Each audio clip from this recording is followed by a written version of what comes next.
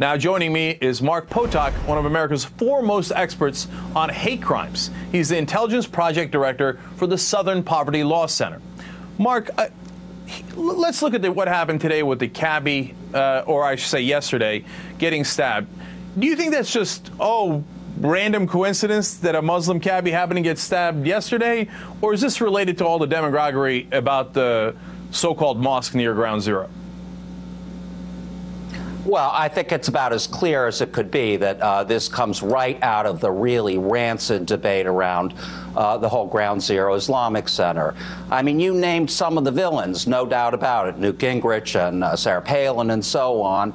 But we also have major outfits like the National Republican Trust Political Action Committee claiming that the Islamic Center will be a celebration of the murder of 3,000 people.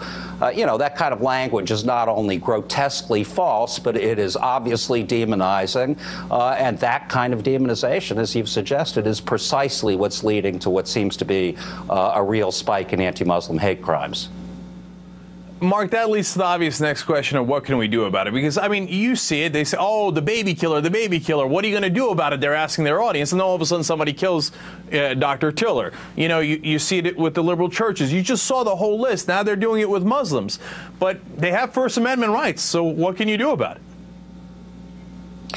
Well, one hopes that one can shame some of these political leaders into saying something a little more responsible.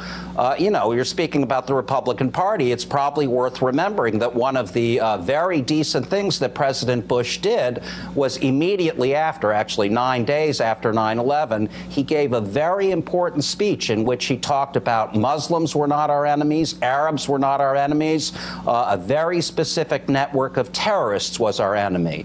And I think that Bush actually had the effect of tamping down what could have been an absolutely amazing backlash against Muslims and perceived Muslims. It's worth remembering immediately after 9/11, there was a 1,700% rise in anti-Muslim hate crimes.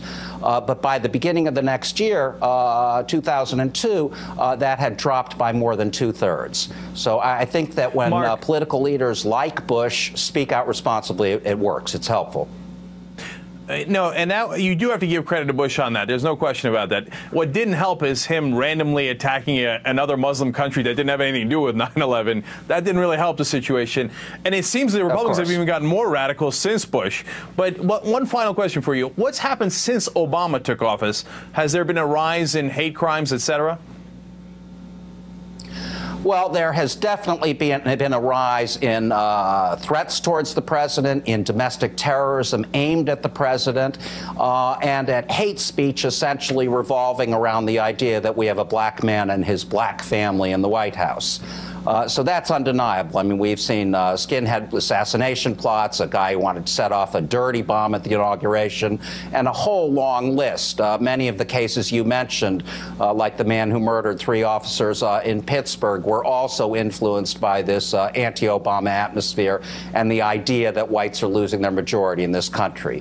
So this seems to be what we're seeing right now, kind of another spasm of the same kind of hate directed against people who do not look like the white majority. All right. Thank you, Mark. We appreciate you coming in.